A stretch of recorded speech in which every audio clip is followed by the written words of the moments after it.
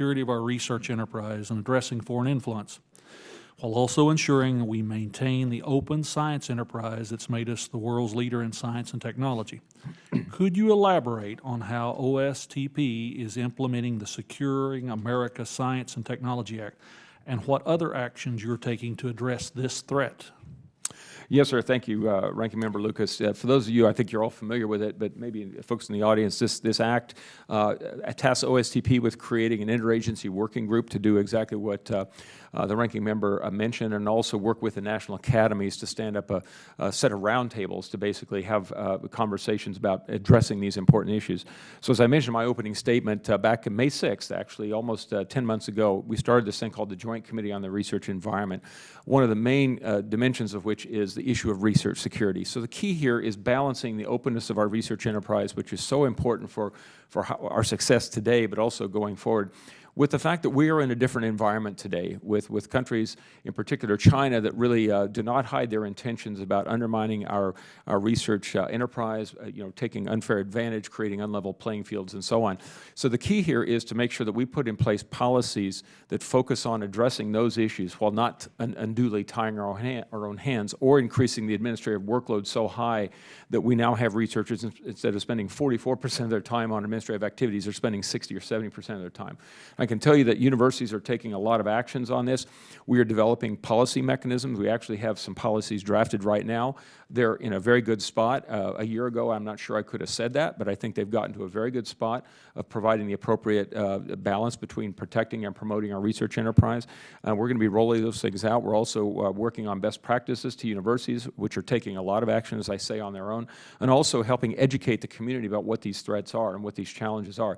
Personally, I see this as a great way to lean forward with American values, because at the end of the day, when you do research, Dr. Foster knows this very well, when you do research, you sign up to behave ethically, to have an openness, to share, to treat people with respect. And folks that come here a lot of times from other countries, that's not the environment they grew up in, but that's American values. That's who we are as Americans, but it's also who we are as a research enterprise. So it's a great opportunity for us to shine a bright light on what integrity looks like, what playing by the rules looks like, and it doesn't matter if you're from Oklahoma, like Mr. Lucas and I are, or you're from some other country. If you come here, you need to play by the rules. And if you don't, if you intentionally break the rules, once you understand them and are taught the rules, you don't belong in our research enterprise. And we don't want you here, because that means you're not following the rules of integrity that the taxpayers depend on us to follow. So we're very, very serious about this.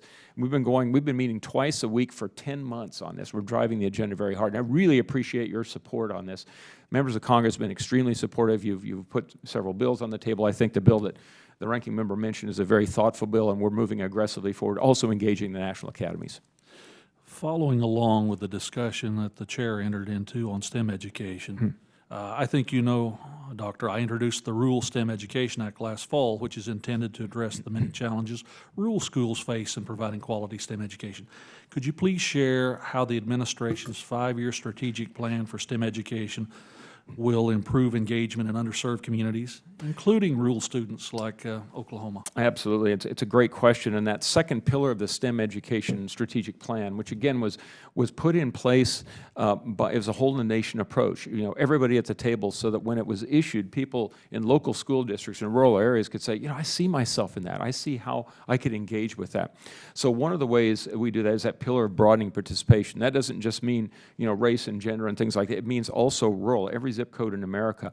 So one of the ways that we're doing that is engaging through things like apprenticeships. STEM education isn't just degrees. It's apprenticeships. It's 2-year degrees. It's technical colleges, schools that give you a skilled technical workforce, which is very, very important, especially for rural areas.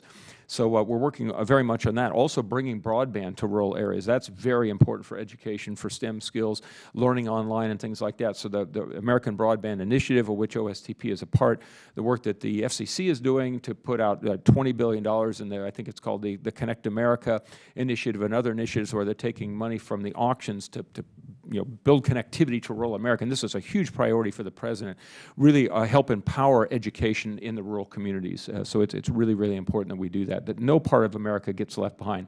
The challenges we face in science and technology are great. The opportunities are great. We have to have everybody at the table. Anybody who wants to participate has to be able to do that, and we're very committed to that. Doctor, I hope that one of my colleagues in a little bit will ask the question about satellite data and 5G and weather forecasting, I'm out of time, but I'd like to hear from you about that Sure. shortly. Thank bet. you. Thank Yield you. back.